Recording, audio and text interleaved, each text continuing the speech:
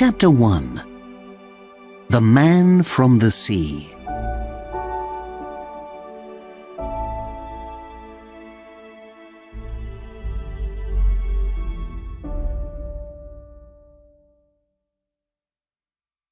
The boat. The boat. Where is it? I must find the boat. I'm cold, so cold. Oh, Lida, where are you? How can I find you? I must find you. So cold, so cold. I must get back on the boat. Oh, Lida, Lida, Lida. Mummy, look at that man. What man? That man there, by the sea. Look, his clothes are all wet. Well, perhaps he went into the sea for a swim. But he's wearing a shirt and trousers and shoes, Mum. Nobody swims in clothes like that. Linda Jones and her daughter Anne were on a beach by the sea in the south of England. It was 8 o'clock in the morning. It was a sunny day, but cold, not weather for swimming. Linda Jones looked at the man. Her daughter was right. The man's clothes were not clothes for swimming in. They weren't even summer clothes. They were work clothes, black trousers, a white shirt, and black shoes. He does look strange, she said. But people sometimes do strange things, Anne. But, Mummy, perhaps he's ill. He's trying to walk. Look. There's something wrong with him. The little girl was right. The man stood up and began to walk along the beach by the sea. But he didn't walk very well. First, he walked up the beach, then down again to the sea. He fell down and got up again. Then he walked into the sea and fell down again. This time he didn't get up. He stayed there, lying in the sea. "You're right, Anne," Linda said. "There's something wrong with that man. You stay here. I'm going to look at him." She walked down the beach to the sea. The man didn't get up. He stayed lying in the water. Linda stood by the sea and looked at him. He was a tall young man, about 25 years old, with long dark hair. His clothes were wet, and he looked cold. His face was very white, but there was a dark red mark over his left eye. "Hello, are you all right?" Linda asked. The man looked at her, but didn't say anything. Linda tried again. "You look cold," she said. "Do you need help?" The man didn't speak. He tried to get up, but he fell down again in the water. "Oh dear," she said. "You do need help, don't you?"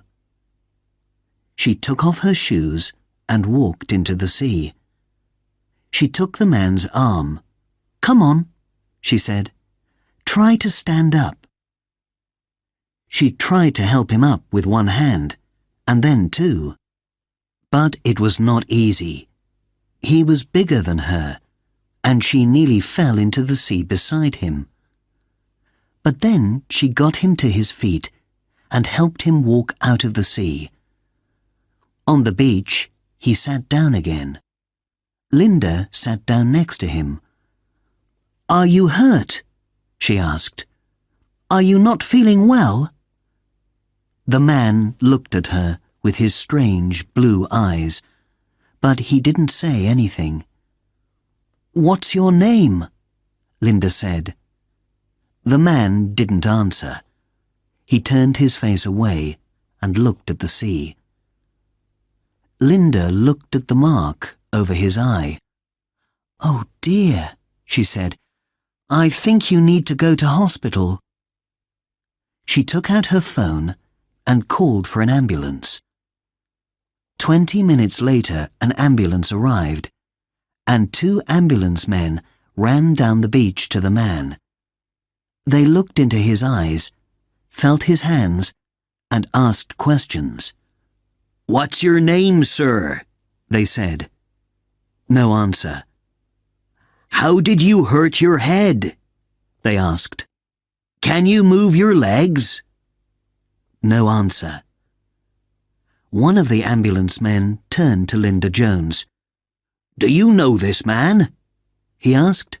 "No," said Linda. "He was like this when I found him." Suddenly, the man stood up and tried to walk away, back into the sea. But he couldn't walk well. He fell down and lay on the beach. The sea came over his legs. All his clothes were wet and he was very cold. "Come on, sir," the ambulance man said. "You're not well. You need help. We're taking you to the hospital." The 2 ambulance men helped him up and carried him into the ambulance. At the hospital, 2 nurses took off the man's wet clothes and put him in a warm bed. A young doctor came to look at him. He saw the mark on the man's face and his cold white hands. "What happened to you?" the doctor asked. "How did you hurt your head?" The man closed his eyes and did not answer. "Who is he?" the doctor asked the nurses. "We don't know. He didn't speak to the ambulance men," a nurse said. "I asked his name, but he didn't say anything. I think he's in shock. Let's have another look at his head." The doctor moved his fingers carefully over the man's head. "Ah," he said. "There's another injury. Here, under the hair, see? Something hit him very hard here." The doctor felt the man's cold hands and feet. "How long was he in the sea, do you know?" "We don't know, doctor. We don't know anything about him, because he's not speaking." "Well, that can wait. First, we must get him warm. He's too cold. Give him lots of warm drinks and check him every hour. Let him sleep, but keep him warm all the time. Tomorrow morning, he must have a scan for that head injury." Chapter 2. The Man with No Name. "Where am I? All these lights. So many people. White coats. Talking. I don't want to hear them. I don't understand their words. I must find Lida. I must help her. How can I find her? I cannot live without her. My Lida, my songbird." The hospital day starts very early. At 7 o'clock, the nurses took the man downstairs for his scan. By 9 o'clock, he was back in bed on the ward, and a different doctor came to see him. "Well, good news, young man," the doctor said. "Your head injury is not very bad. You're going to be fine. How are you feeling now?" The man did not answer. He sat up in bed and looked at the doctor, and then at the nurse. Then he turned his face away and stared out of the window. Said the doctor. He took out a pen and slowly moved it from side to side in front of the man's face. The man's eyes did not move. "Shock," said the doctor. "Shock can do this to the brain sometimes. and then it can forget how to speak. He turned to the nurse. Is he saying anything to you? No, not a word, the nurse said. Is he eating and drinking all right? Yes, no problems there, said the nurse. Well, call me when the police arrive. Somebody's coming at midday to ask questions. Why? Said the nurse. The poor man is ill. He's a man with no name, no papers, nothing. Where did he come from? The police want to know. When the policeman arrived, the nurse took him to her patient. Please be gentle, she said. He has a head injury, and we think he's still in shock after his accident. Good afternoon, sir, the policeman said to the man in the bed. I need to ask you some questions, please. What's your name, and where are you from? The policeman held his pen, ready to write down the answers. But there were no answers. He tried again. Why were you on the beach yesterday? Why were your clothes wet?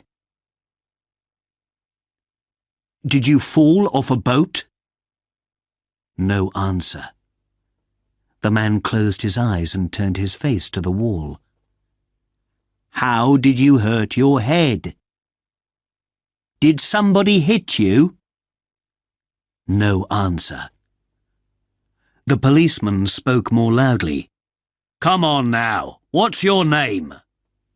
The nurse and the doctor then arrived. What are you doing? Said the nurse. There's no need to shout. He can hear very well. But he's not answering my questions, the policeman said. Who he is? Where does he come from? We don't know, said the doctor. Can't the questions wait for a day or two? Let him rest now. They moved away from the patient's bed. I need a name, the policeman said. I can put a name through the police computer. Where does he come from? Is he an illegal immigrant? Did he fall off a boat full of illegal immigrants? We need to know these things. Without a name, I can't do anything. Is he even English? Was there nothing in the pockets of his clothes? Where are his clothes? Said the doctor. I can find them, I think, the nurse said. She went away and came back a few minutes later with the man's clothes. They were white with salt from the seawater. There was nothing in the pockets, no papers, nothing with a name on. What about the labels in the clothes? The policeman said. They can sometimes tell you something. The nurse found a label in the back of the shirt. Look, she said. That's not English, the doctor said. Can you read it, nurse? No, the nurse said. It looks like some Eastern European language. Russian, perhaps? Maybe, the policeman said. So perhaps your patient isn't English. He can't answer the questions because he doesn't understand them. Said the doctor. I think he's not answering because he can't speak, in any language. Something happened to him. We don't know what, but it was bad. I can bring a police interpreter tomorrow, said the policeman. He can try a few languages on him. And now I must go and ask a lot of questions about boats and ships near here yesterday. Perhaps he fell off a boat and somebody is looking for him. The policeman left, but there was no rest yet for the man from the sea. It was a busy hospital, with accidents coming in all the time. We can't keep him in this ward tonight, the doctor said. We need the bed. Take him over to the psychiatric unit. They can give him a bed for a few nights. Perhaps they can help him with speaking. Ask for Nurse Avril O'Brien. She's very good with patients like these. Chapter 3. The Piano. My head feels better today. My eyes still hurt, but I can see better. These people are kind, but I cannot talk to them. What can I say? What can I tell them? I do not want to live without Lida, and Lida is lost to me forever. Nothing matters now. Nothing. The psychiatric unit was a new part of the hospital. It had nice rooms for the patients, with pictures on the walls. There was a patient's sitting room with books, some comfortable chairs, and an old piano. Outside, there was a small garden with flowers. Patients here had mental problems of different kinds. Many of them were older people. Some of them did not know the day of the week or their own names. Avril O'Brien was very good with these patients. She was kind and friendly. She liked to sit with her patients or walk with them in the little garden. She talked to them all the time. Sometimes they answered, and sometimes they didn't. But that didn't matter to Avril. She just went on talking in her warm Irish voice. She was very interested in the new patient, the man from the sea, the man with no name. "How can I help him best?" she asked Dr. Sansom. Dr. Sansom was the doctor in the psychiatric unit. He was very good at helping patients with mental health problems. Avril was his best nurse. "Talk," he said. "Just talk to him, Avril. He's not going to answer you, but we want him to listen." So Avril talked to him in her warm Irish voice. She talked about her family, about the weather, about books and films. The man from the sea said nothing and did not answer any of her questions. But he began to listen and to watch Avril's face when she talked. In the morning, the policeman came back. With him was a tall young woman with black hair and a big smile. "Hi, I'm Katya," she said to Avril. Avril looked at her in surprise. "Do you work for the police?" she asked. "You don't look like police." Katya laughed. "No," she said.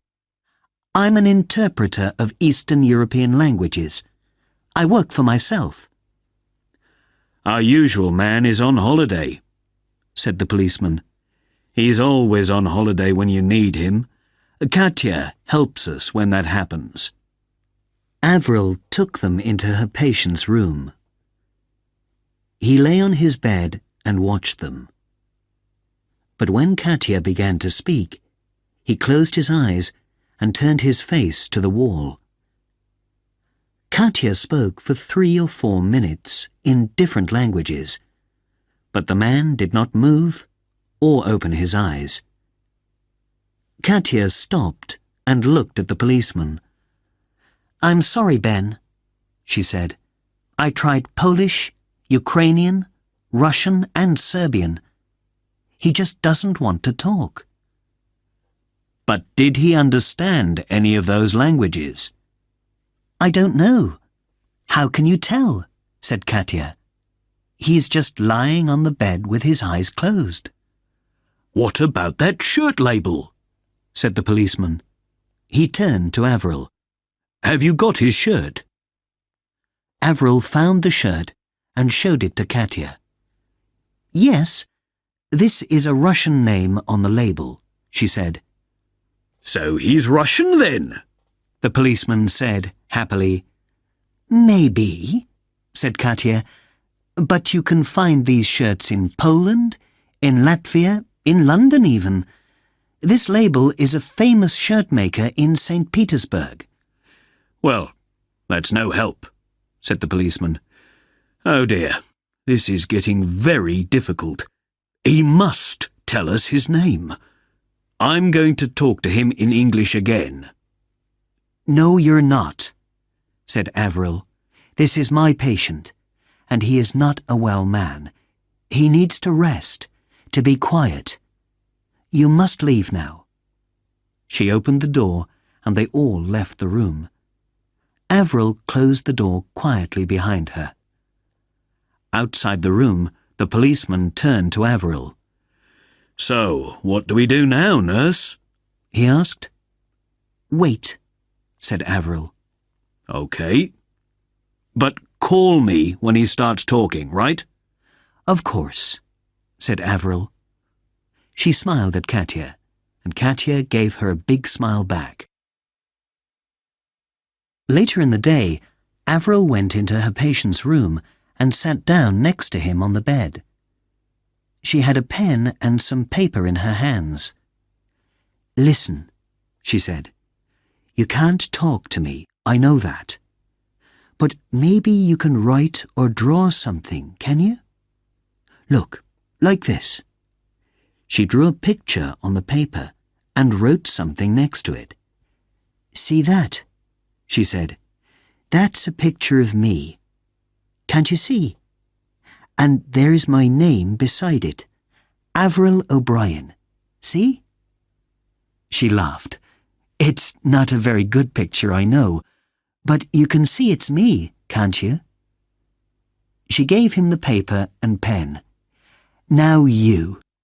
Draw a picture of yourself and write your name beside it." Then she sat quietly and watched. The man took the pen and paper from her, but for a long time he sat very still and did nothing. Avril watched him with a friendly smile on her face. "Go on," she said kindly. "You can do it. It's paper. It can't hurt you. Draw a picture. Do it for me." The man looked at the paper again. Then he started to draw. His hand moved quickly across the paper. Avril sat still and watched him. It was very quiet in the room, and she could hear the sound of the pen on the paper. Then she heard another sound. It was the sound of crying. He finished the drawing and looked up. There were tears on his face. Avril took the paper from his hand. It was a drawing of a piano. "That's beautiful," she said. "A piano. Do you like piano music? Do you play the piano, maybe?" No answer. The man stared down at his hands. He did not look at Avril. Avril laughed. "Well, that's wonderful, so it is.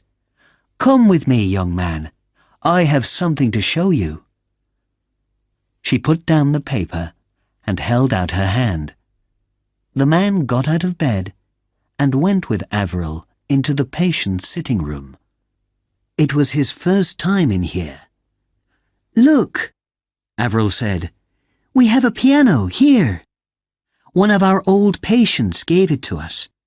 Come, play something for me." The man sat in front of the piano. Avril pulled up a chair and sat next to the piano. For a long time he did nothing. He sat still and looked at the piano. Then, very slowly, he pressed one of the white piano keys with his finger. Avril watched and waited. But there was no music. The man just played one note, pressing the same key with the same finger.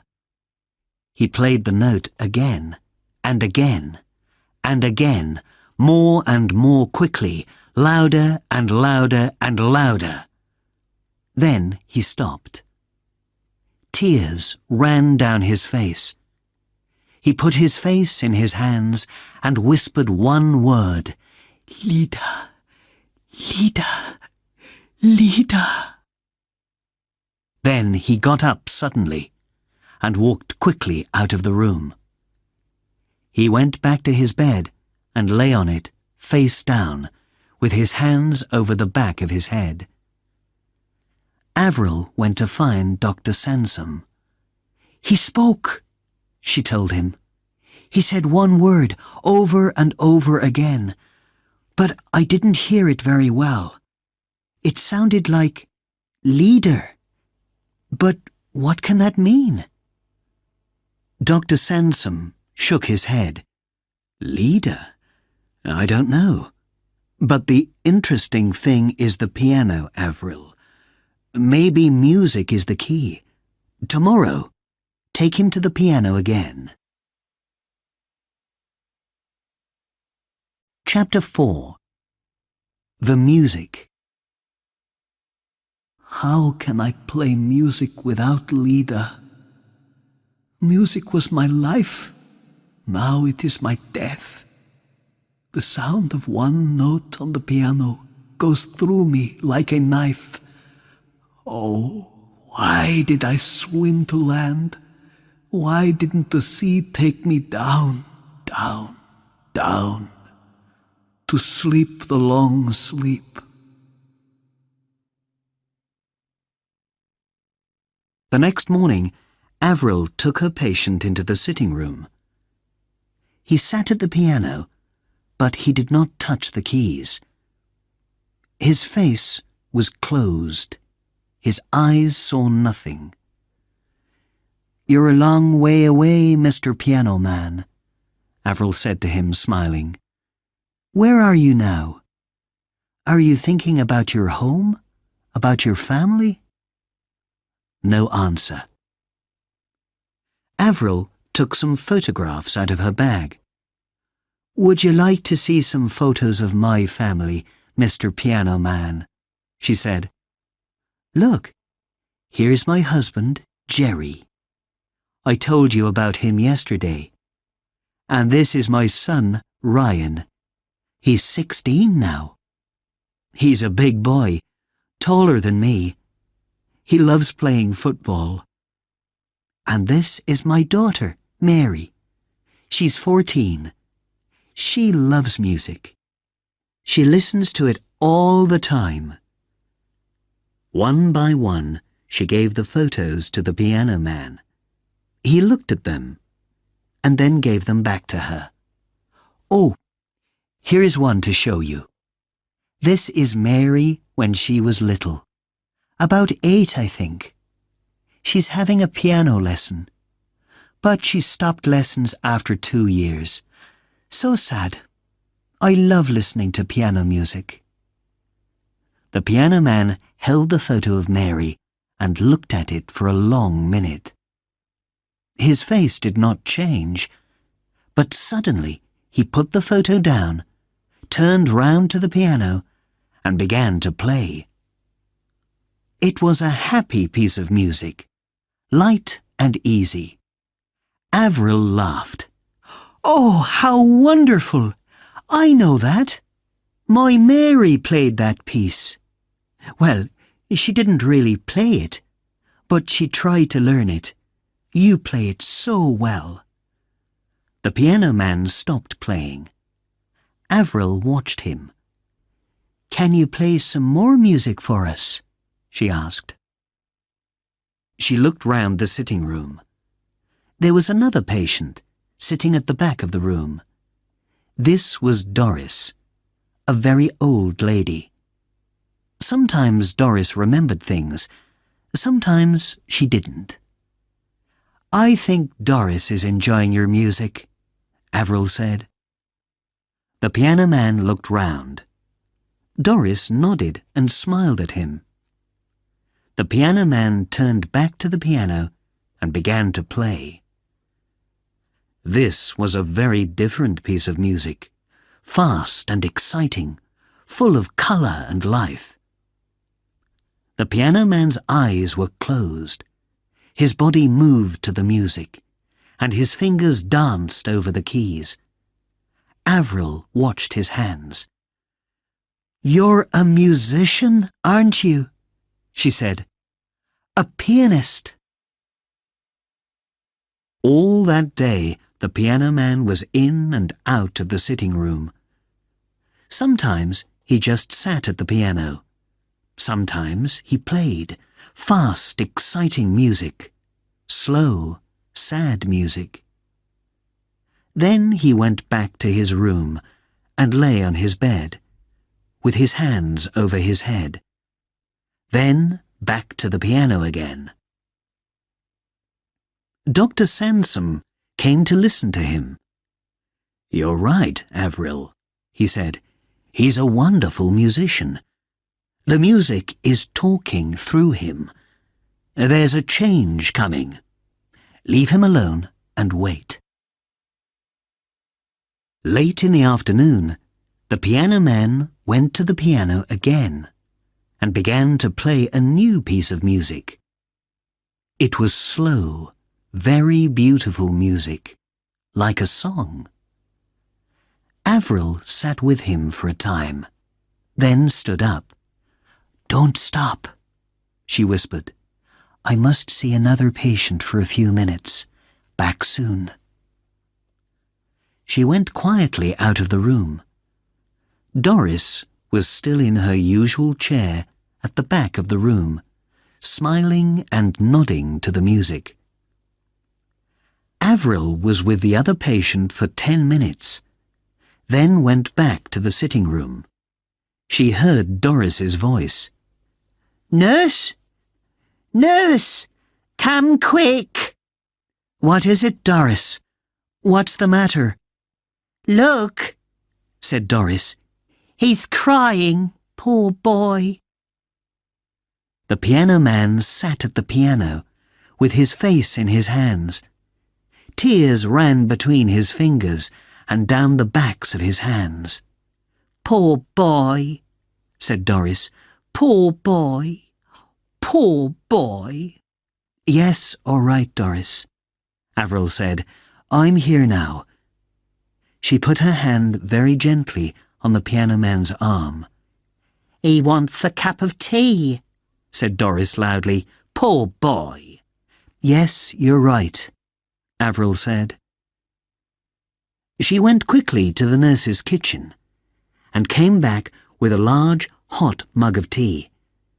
Gently, she took the piano man's hands away from his face and gave him the mug of tea. "There," she said. "Drink some tea. Tea always helps." The piano man's hands closed around the hot mug. He looked up into Avril's face. "Spasiba," he whispered. Before she went home, Avril went to the computer in the nurse's room. "Now, what was that word?" she thought. Something. Spasi... She tried the spelling, Spasiba, and Google found the word for her at once. Spasiba was thank you in Russian. Chapter 5. Ludmila. When Lida and I made music, it was like falling in love every time. The piano with the voice with the piano. How can I live without Lida, without music? I am nothing, just a poor half-thing, a garden without flowers, a sky without the sun. When she arrived at work the next morning, Avril looked for Dr. Sansom. She wanted to tell him about the piano man and the Russian word. But Dr. Sansom called her on the phone. "Ah, Avril," he said. "Can you come now? I need you. We've a new patient, a Russian girl. She arrived half an hour ago. I want you to be with her this morning." Avril went upstairs to the ward. "A Russian girl?" she thought. "Suddenly, everything round here is Russian." They went to the new patient's room and looked in through the door. A young woman lay in the bed. Her face looked very white. Dr. Sansom read from the hospital notes on the door. "Ludmila Terenkova, 22, Russian, head injury. Brought in by ambulance from Falmouth after an accident on a sailing boat out at sea. She had a small operation 3 days ago for the head injury," Dr. Sansom told Avril. "That went well, and the head injury is better now. But there is something wrong. She's crying a lot and getting very angry. So they sent her to us. Let's go in and talk to her. You speak first." They went into the room and stood by the bed. Avril smiled at the young woman. "Hello, Ludmilla," she said. "I'm Avril O'Brien, and this is Dr. Sansom. How are you feeling now?" Ludmilla looked at her. She was a very pretty girl, but her face was very white, and there were tears in her eyes. "Do you speak English?" asked Dr. Sansom. Ludmilla nodded. "A little," she said. "Oh, that's good," said Avril. "Can you tell us how you hurt your head?" She pulled a chair next to the bed and sat down. "I was on a boat out at sea," Ludmilla said. I fell and I hurt my head. I don't remember very well." "No, of course you don't," said Avril gently. "But how did you come to the hospital? Do you remember that?" "I came by ambulance. The boat came into Falmouth. Is that the name? Then the ambulance came." "And who called the ambulance?" asked Dr. Sansom. "Ivan." "And who is Ivan?" asked Avril. Ludmilla turned her face away from them, and for a moment she did not speak. Then she whispered, "My fiancé. It's his boat. We were on holiday." Avril and Dr. Sansom waited, but Ludmilla did not look at them or say anything. "Is Ivan here now?" Avril said. She smiled and looked round the room. "Did he come with you to the hospital?" The tears in Ludmilla's eyes began to run down her face. She laughed angrily. "No, he went back to the boat. He's going back to St. Petersburg, he said." Suddenly, she sat up in bed. "Please," she said to Avril, "please, I must talk to my father. He's in St. Petersburg now.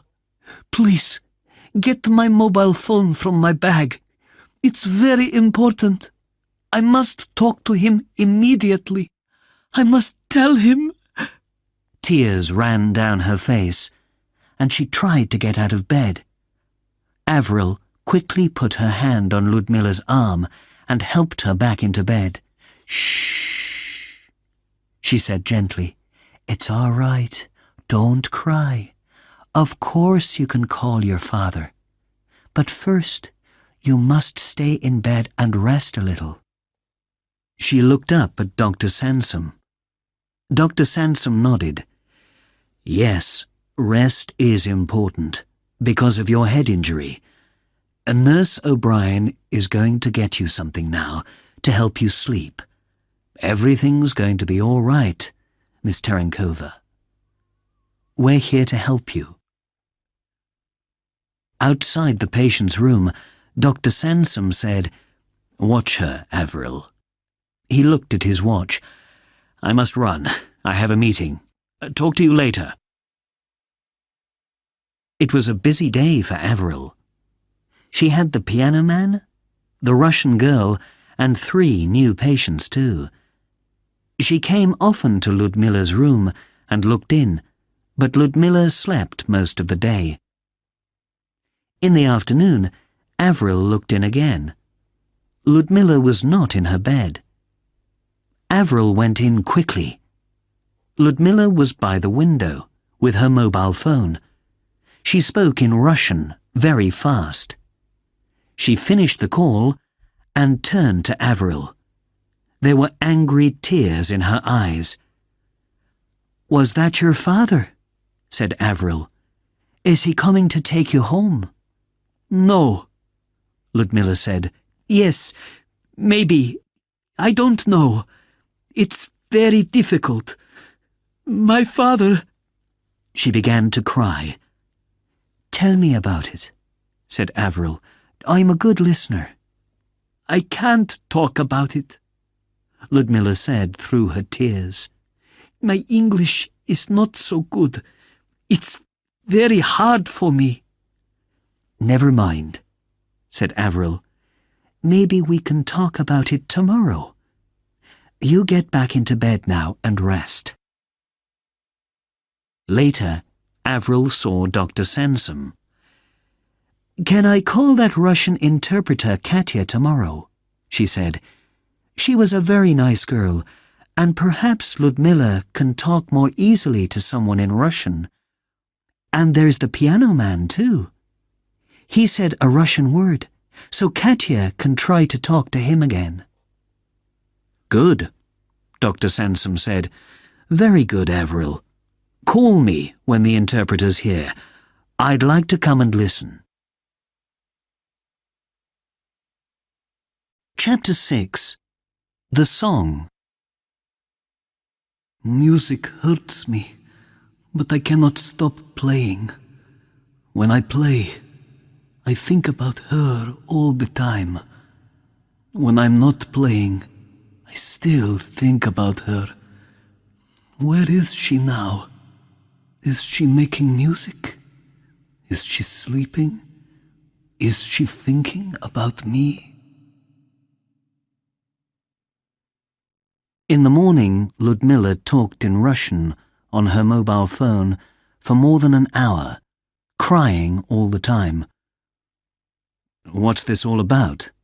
Dr. Sansom asked Avril. "I don't know," said Avril. "I think she's talking to her father in St. Petersburg." "We need to know her story before we can help her. When is the interpreter coming?" "At 11 o'clock. When she had a moment, Avril went to see the piano man and to sit with him for a time. He was nearly always in the patient's sitting room. He sat at the piano, sometimes playing, sometimes just sitting. When Avril talked to him, he listened, but did not speak. His hands moved gently over the piano keys. He answered her with music. Other patients went in and out of the sitting room, but Doris was always there, in her usual chair. "Beautiful music," she said to Avril. "Beautiful music." "Yes, it is," said Avril. "Does he talk to you, Doris?" "He's a nice boy," Doris said. "Beautiful music." "Very nice," Avril said. "But does he say anything? Do you know his name?" "Yes," Doris said happily. "He's the piano man. He plays music. Beautiful music." Avril went away, back to her other patients. In Ludmila's room, it was quiet. Ludmila lay on her bed, and stared out of the window at the sky. Avril brought her a hot mug of tea. "Would you like some tea?" she said in her warm Irish voice. "Thirsty work, all that talking." Ludmilla sat up and took the tea. "Thank you." "Did you talk to your father in St. Petersburg?" Avril asked. Behind her, the door of the room was open, and sounds from the hospital came in. Suddenly, Ludmilla turned her head, and some of the hot tea went over the bed. "Hey, be careful," said Avril. But Ludmilla did not hear her. She sat very still. "What's that?" she whispered. "What's what?" Avril asked. That music," Ludmilla said. "Where's it coming from?" "It's a patient. He's playing the piano in the sitting room," Avril said. "I think he's—" "Shh! Listen," Ludmilla whispered. She put her hand on Avril's arm. "Listen." A second later, she was out of the bed and running. She ran out of her room, past the other rooms, and along to the patient's sitting room at the end. Avril ran after her. "Wait!" she called. At the sitting room door, Ludmilla stopped. She saw the piano man at the piano, and her face turned white. She stood and stared. The piano man heard something and turned round. He stopped playing and stared at the girl by the door. For a long, long minute, nobody moved. Nobody spoke. Every sound in the hospital stopped. Then, very slowly, the piano man turned back to the piano and began to play. He played a slow, beautiful piece of music.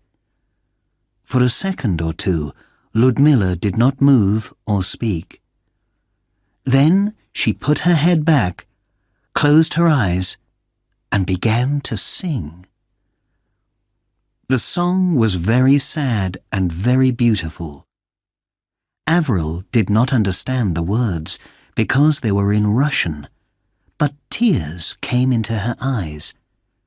The piano man played, and Ludmilla sang. Then, at the end of the song, she walked across the room to him. The piano man stood up and watched her. She came and stood in front of him, and very slowly, very gently, she held out her hand to him. "Mikhail?" she whispered.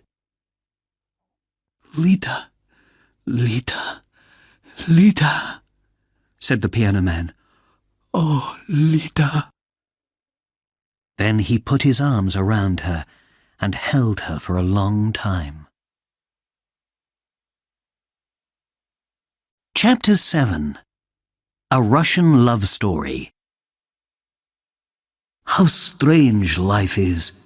1 minute it is dark, without hope, and the next minute there is wonderful light, and everything can begin again.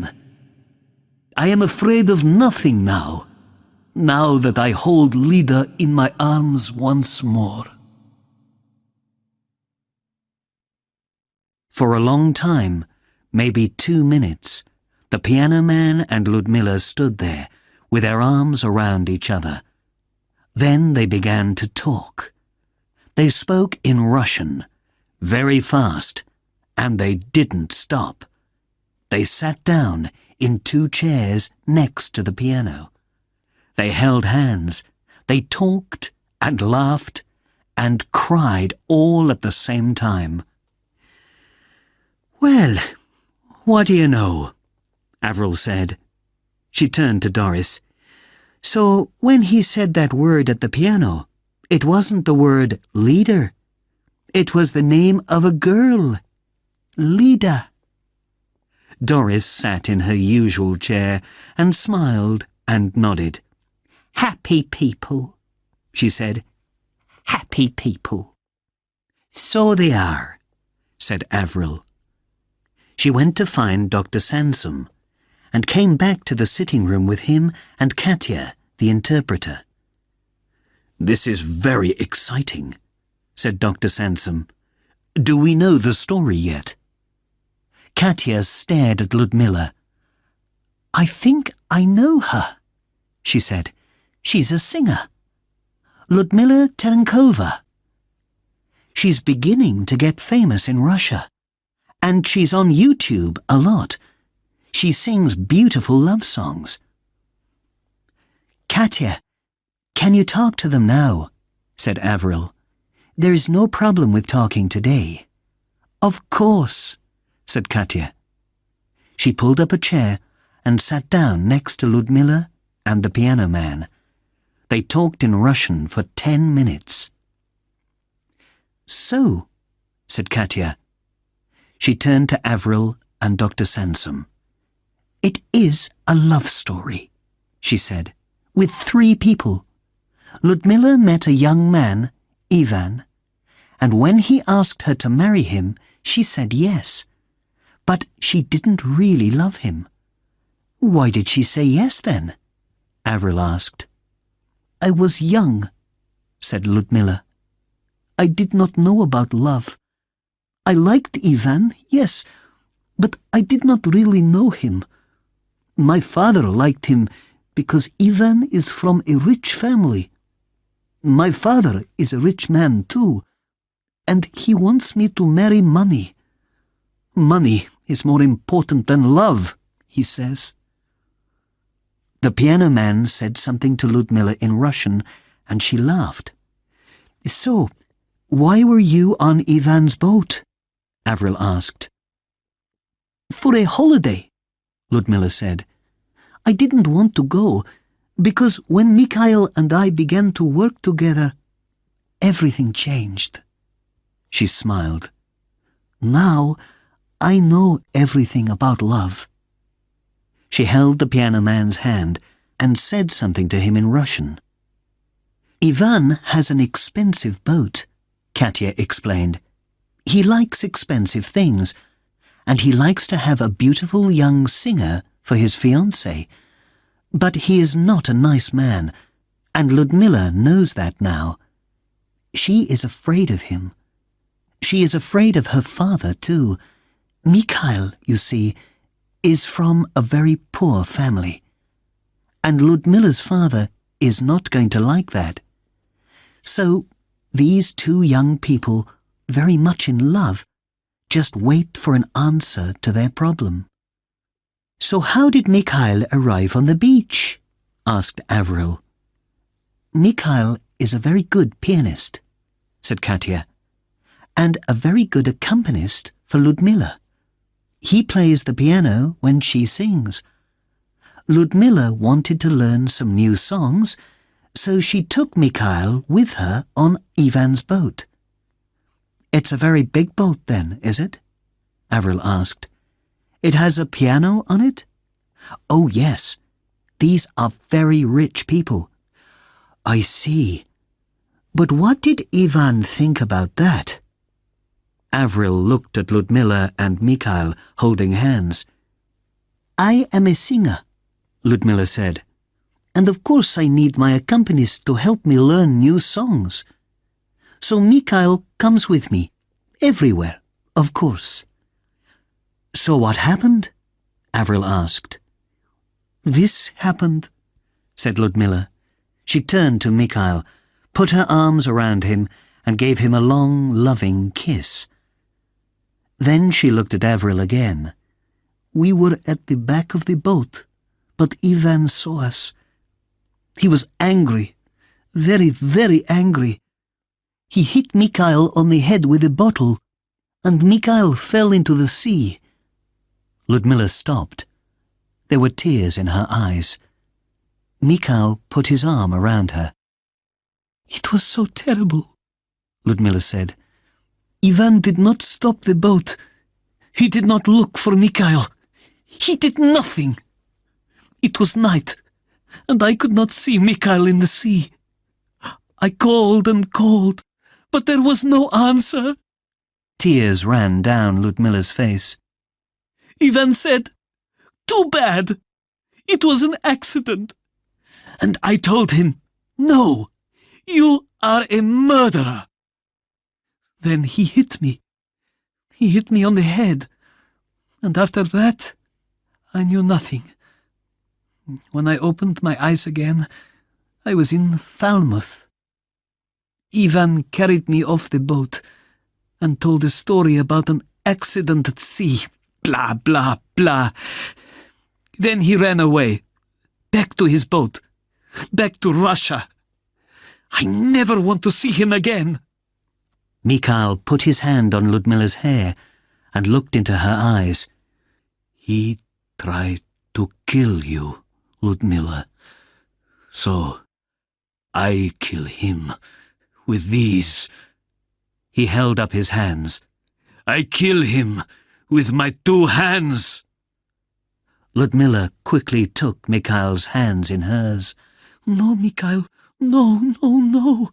We must forget Ivan now. That is finished, done, behind us. Now it is just us, you and me, Mikhail. Well, said Avril, what a story. But now you're all right? She looked at Mikhail and smiled. Mr. Piano Man, are you well now? Mikhail smiled back. Yes, he said. My English is not good, but yes, I am well. Without Ludmila, I cannot live. I want to die, so I do not speak. I have nothing to say. But now... He smiled at Ludmila. But what happens next? Asked Avril. And what about Ivan? My father is very angry about Ivan, said Ludmila. Ivan is his problem now. He's talking to the police in St. Petersburg about him. I can go to Italy, my father says, to my grandmother in Verona. She was a singer too. She looked at Mikhail and laughed. Now I must call my father and tell him about Mikhail, alive and well. And Mikhail can come with me to Italy. Yes, Mikhail? There we can make music. Beautiful music. Listen. She pulled Mikhail laughing to the piano. Mikhail sat down and began to play, and Ludmila began to sing. Suddenly, the room was full of music.